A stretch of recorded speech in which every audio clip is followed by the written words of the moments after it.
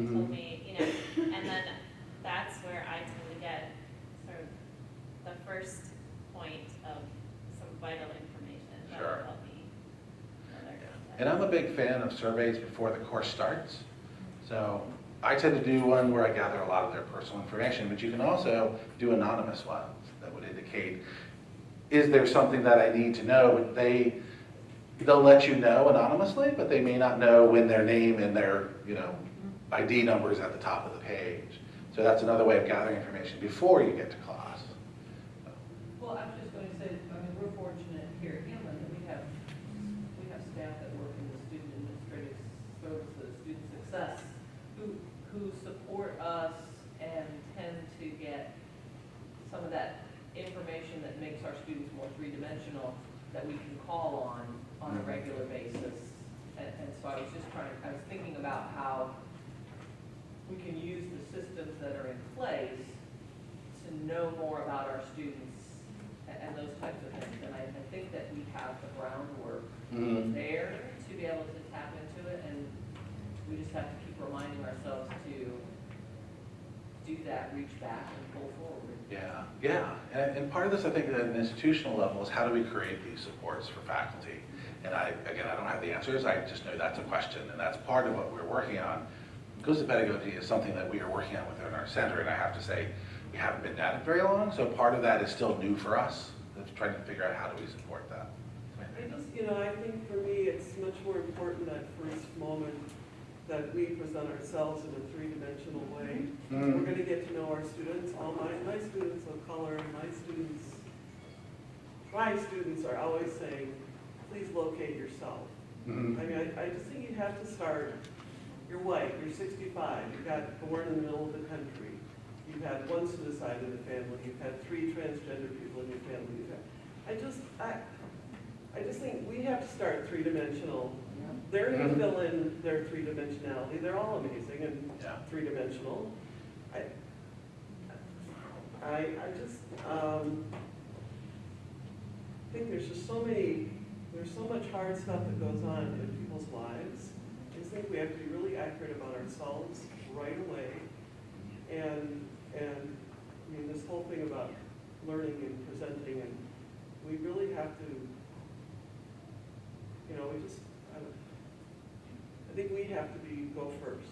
Sure. Because we have the power in that weird moment, not in the big world maybe, but in that weird moment, we have the power. Yeah.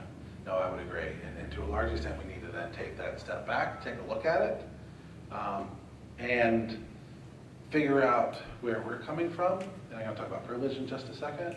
And we need to figure out, you know, what is likely to influence our way of interacting with others, and then kind of work through that. So let me finish up one thing, and then I'm going to switch to that topic here for a moment. So feminist pedagogy and critical pedagogy really focus on the individual within a social structure. So the whole idea is, how do we support people? And here, in this case, I'm going to use the power and oppression language. Who has the power? And if we're in a classroom, as an instructor, as much as we might want to reduce that, there still comes a point at which we are responsible for things like grades and whatnot. So how do we address power issues so that we can get some things done? And where is oppression in our class? So, you know, who are our students? Who are we? In what ways might we be hindering students' performance or students' growth in certain ways? And for me, the feminist and critical side and inclusion, to me there's a qualitative difference between the two approaches while they're overlapping. The feminist and the critical pedagogy often have much more of an action orientation. Of part of this, of looking at individuals in social context, is to influence the social context. Okay? And take a look at it from kind of a social constructionist perspective, which is what's out there that we assume to be the truth, that isn't, that we can then work towards modifying for the better. When I take a look at inclusive pedagogy, I don't see as much of an action orientation to that. And I might be wrong, but that's just my perception of how we look at these. So I separate the two. And what we're going to talk about is really going to be focused more on the inclusive pedagogy part rather than the feminist and the critical. So I want to recognize both of these are important. We need both of them. It's not one is better or worse than the other. They're different perspectives, but we need both. We need people working for change, and we need people who are working in the classroom on equity issues. Okay? Now, I want to get to what you were just talking about and make some recognition. So I was trying to do what you were talking about, stepping back and reflecting on me. And so I was looking at a lot of that circle of inclusion and taking a look at them and looking at myself. I'm a white male, so that automatically gives me privilege. And privilege are things that allow or accrue benefits for you that you didn't work towards or earn. I didn't work towards being white and male, I just am. And there are things that I benefit from in being white and male. And I understand that. I can't say I understand it wholly or 360 degrees, but I do understand it. Yes? Just before we move forward, if you could sort of think about the way that power and oppression impacts us all in uneven and also contradictory ways. So when you speak about yourself as a white man, you know, there is this automatic idea that somehow you are this arbiter of power, right? But then there are also ways in which there are contributions to that power that you have. And there are ways in which you are also oppressed. And so, myself, I'm even contradictory ways in which as a black gay man, you know, there are certain sort of ways in which I am sort of framed aesthetically, but then there are things within the context of that framing in which I exercise power, right? Right? So how do you make use of the uneven and contradictory sort of dynamics in the classroom? That's a good question that I don't think I have an answer for. Can you help with taking that further? That is one of the things that I'm thinking a lot. And how do you sort of package that in a classroom setting? That's because of what we're in a space culturally where historical framing just don't apply across contexts. So when we get to these places in our classroom where our students often feel like they shut down, and it's a narrative that we that just came into the classroom, sort of walked into the classroom. We didn't necessarily have to do that. So it's a very sort of pedagogy that we have to be in a place where we begin to understand that these historical narratives, while they apply, they don't apply sort of morality in every situation. Yeah. And then our students sort of wear this sort of this hat or this baggage of oppression when they don't need it. You know, or someone wears a hat or baggage of guilt, they don't necessarily have it or engage with it. Yeah. So, you know, I think intercultural communication practices, as we talked about, happening so is a good way to sort of approach those uneven and contradictory dynamics around silence. The way that certain things are framed, the way that we reflect, the way that we act based on reflection. So the sort of idea of dynamics of all of these dynamics, sort of issues that play. It's hard to understand. Yeah. In uncertain territory, the difference between the historical interpretation versus the individual who's sitting in front of you. Yeah, so I teach a class on American religious thought, and for many years I did a racial identity timeline. And then I started to realize that's isolating, of course, race, right? And it set up a more overall negative dynamic in the class when race was the only thing we were really examining. And then Kathy Burleson has this form that has you list 1, 2, or 3 if you're dominant on race, you're dominant on gender, if you're dominant on it. It's got like 50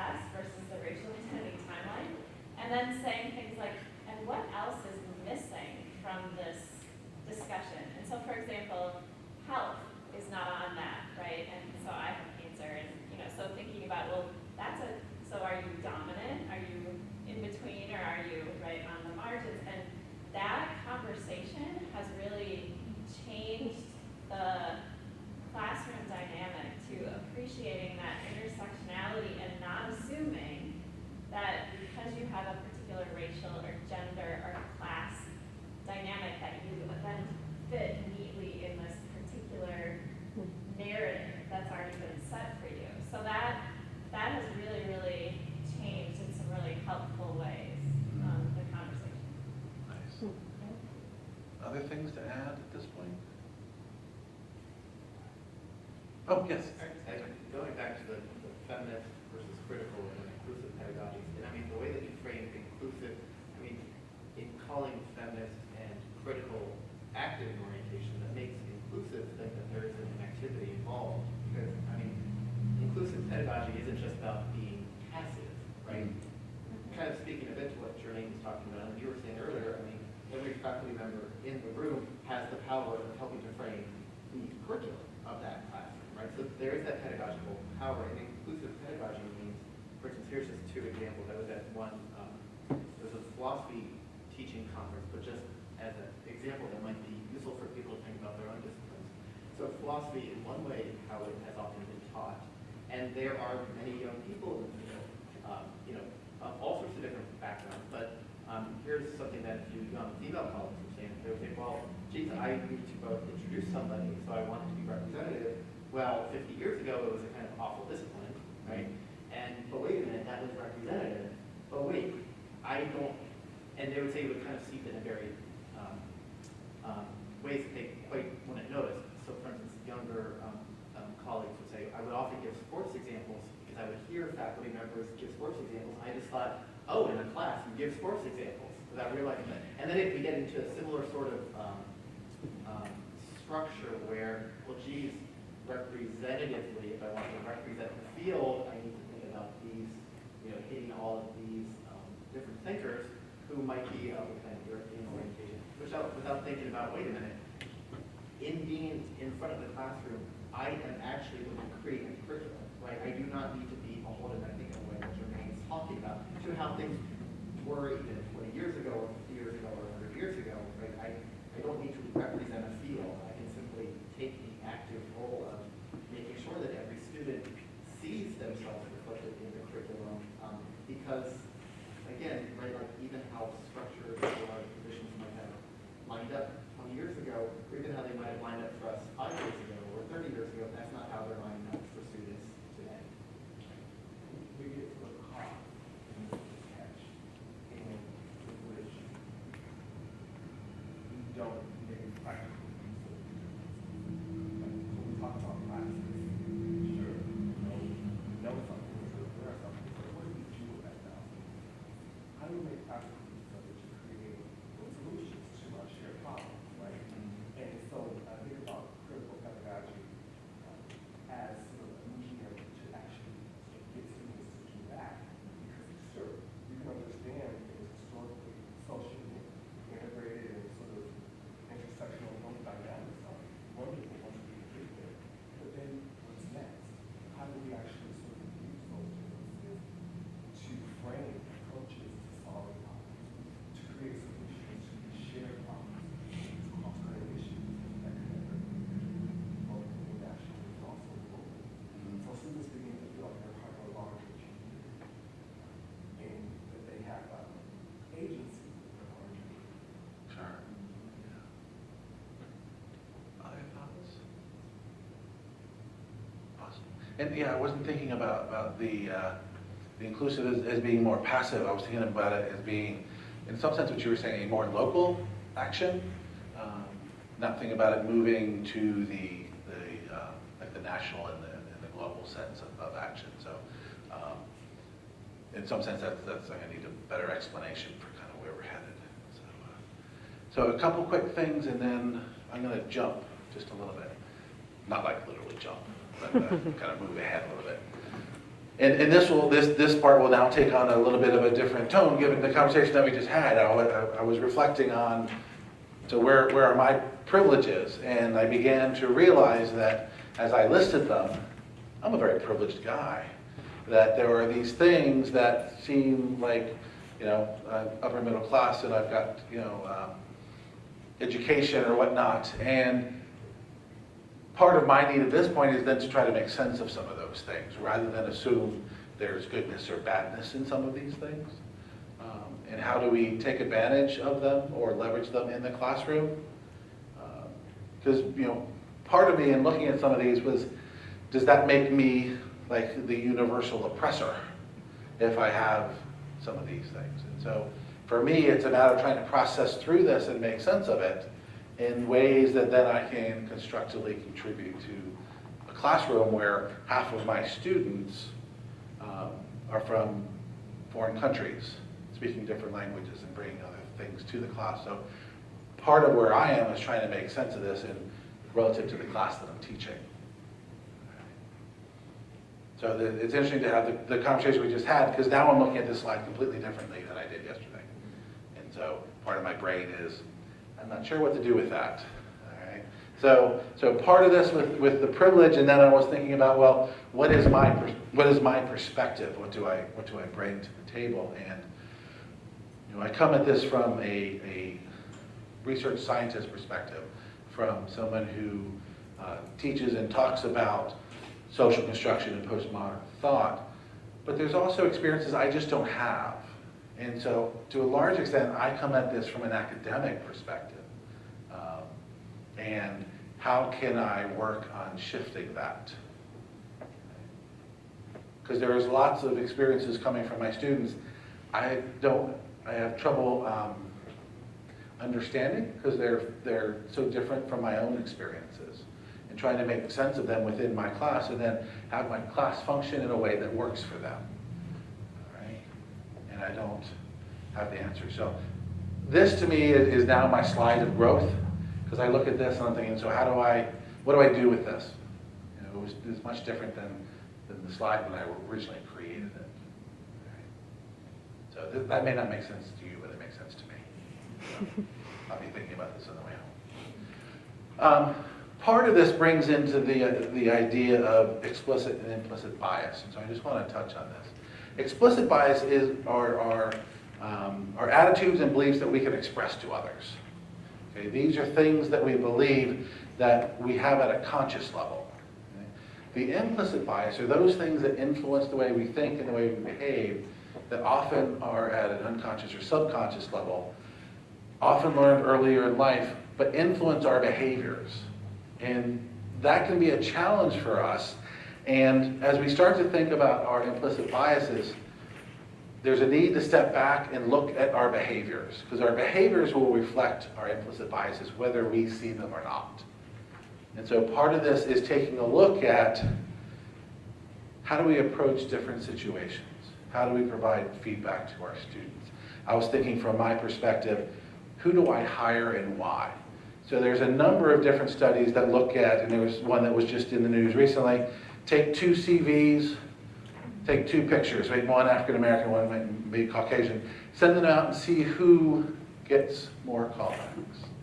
And I think the latest one was, they did the same kind of orientation, but they had what were interpreted as African-American sounding names versus Caucasian names, sent them all out, and the white sounding names had 50% more responses.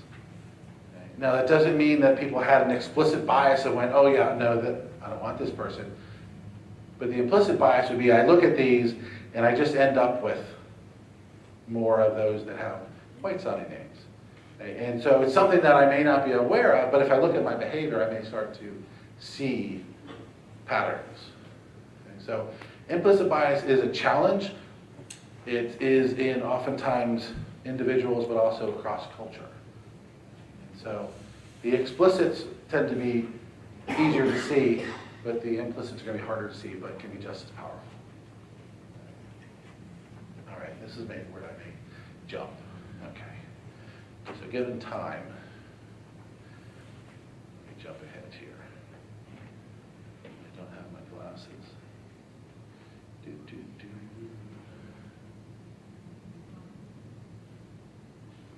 All right.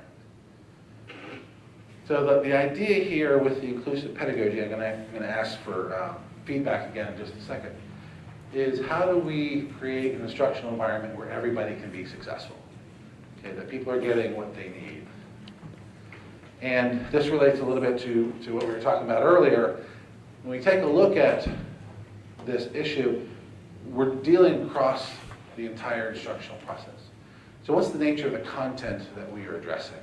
Because for most of us, our content isn't strictly fixed. There's a lot of flexibility in where we're going, who we choose, how we approach things.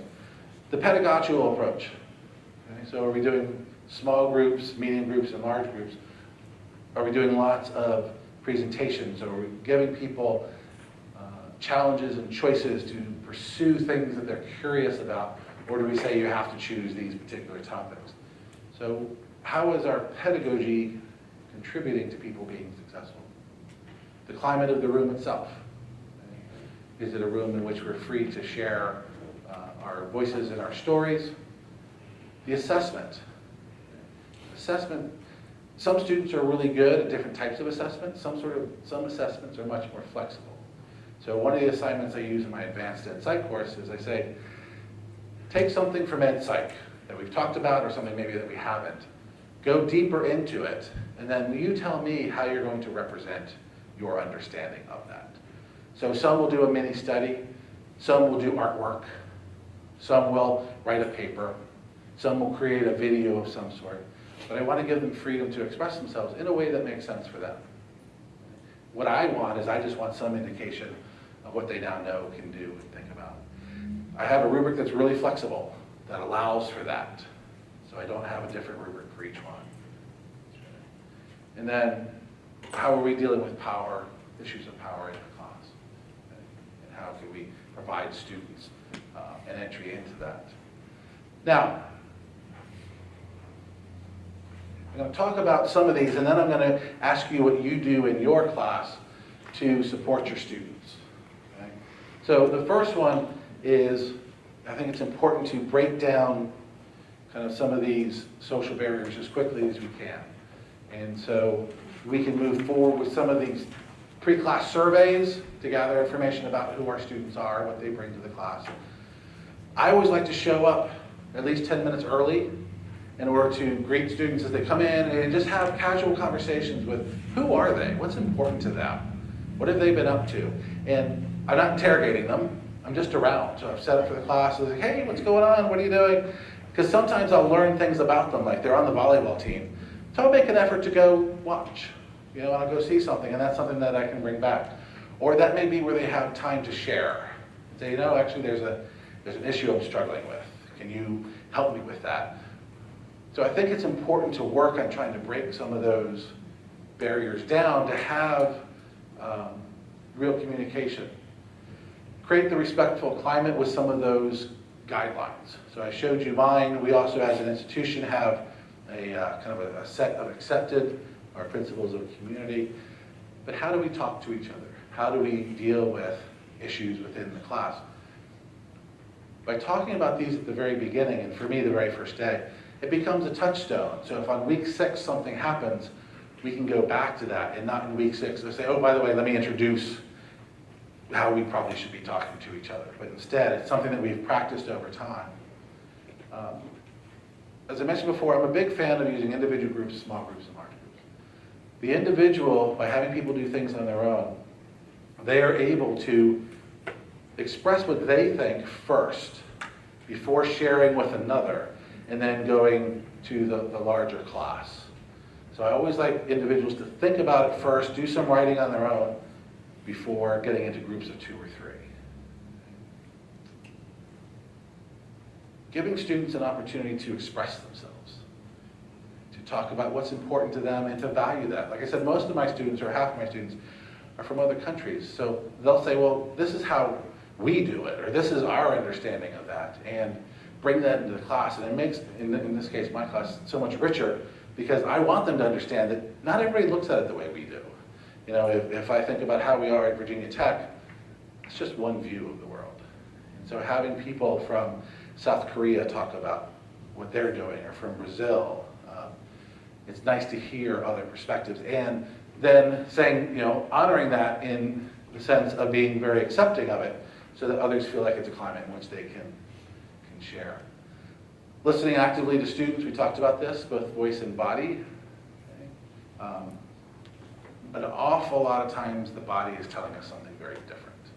And so how do we pay attention to that and get a sense of where they're really coming from? Valuing multiple perspectives, we've really kind of already talked about that. And then this is a tool that I think is really underutilized. We call them mid-semester evaluations, where I would come to your class, or you could do it online. We do them in a couple different ways. I would come to your class, you would introduce me, and then you would leave. And I give the individuals a sheet of paper that has 3 questions. What do you like and what's working? What don't you like and what's not working? And what would you change?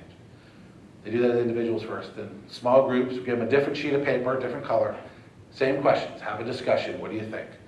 They fill all that out. And then as a large group, we deal with just question 3. What would you like to change in here?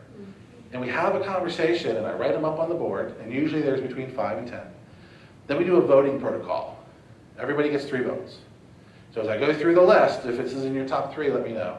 And what happens is typically 2 things will pop. So if I have 20 students, 2 of them will get close to 30 points or 25, and then the rest of them are way down there around 2 or 3 or whatnot. And we've yet to have, and we've been doing this for 8 years, we've yet to have a group of students just trash somebody.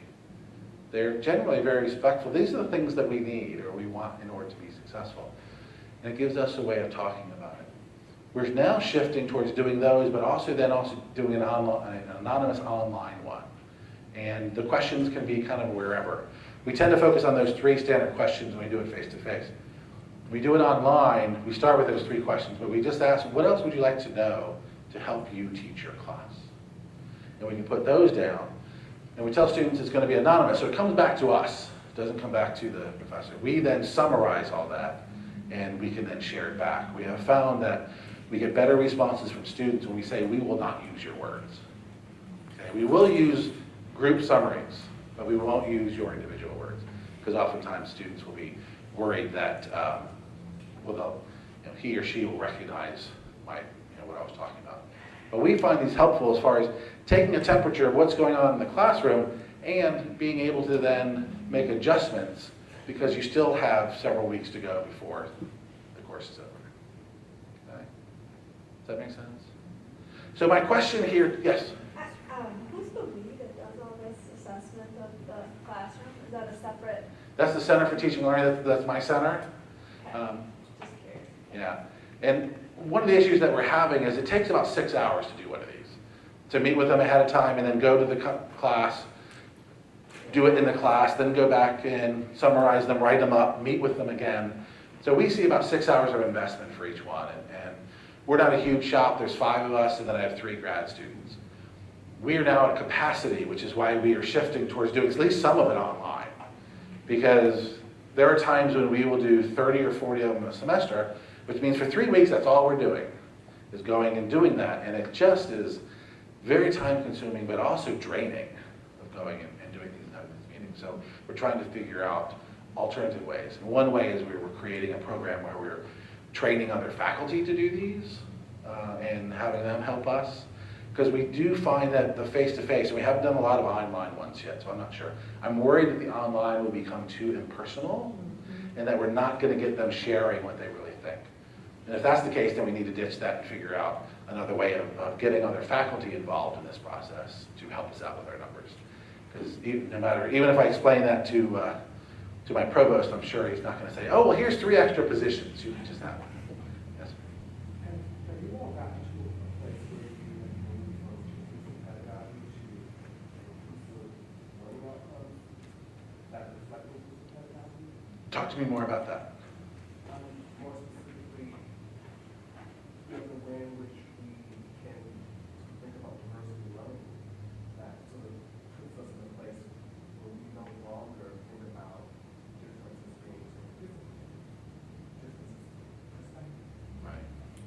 And when we think about differences perspective, it just opens up a whole new window of opportunity to think about learning in the context of difference.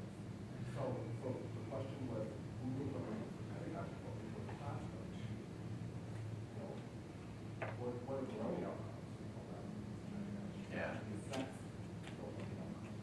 Yeah, I would say no, but I think we're about there, but we're kind of in a state of discord, probably isn't the right word, but we've gotten a new head of diversity and inclusion, and I think that's where she wants to go.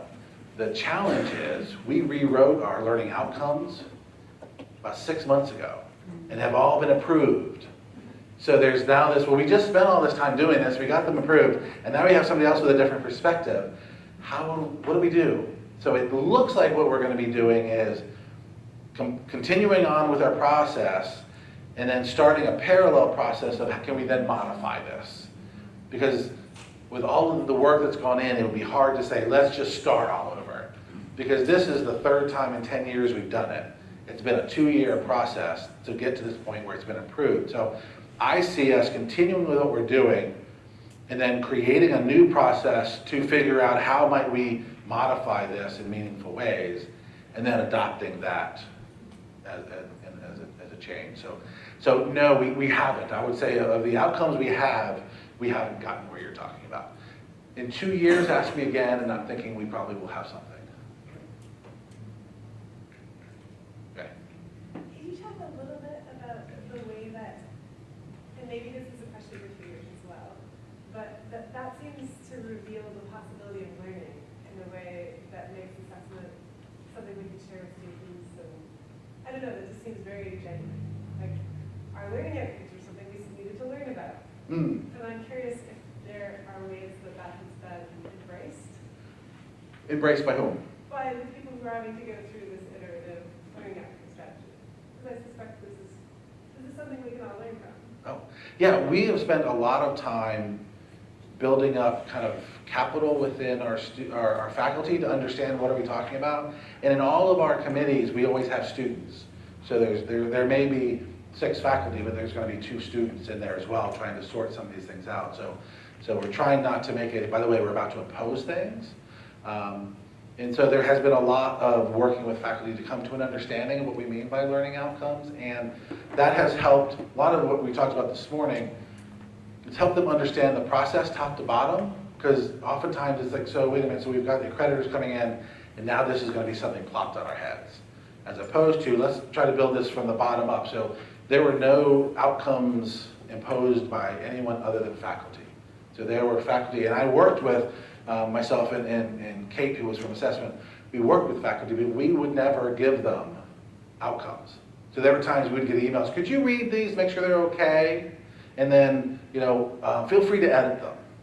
And we would send them back politely and say, appreciate that, no, these are yours.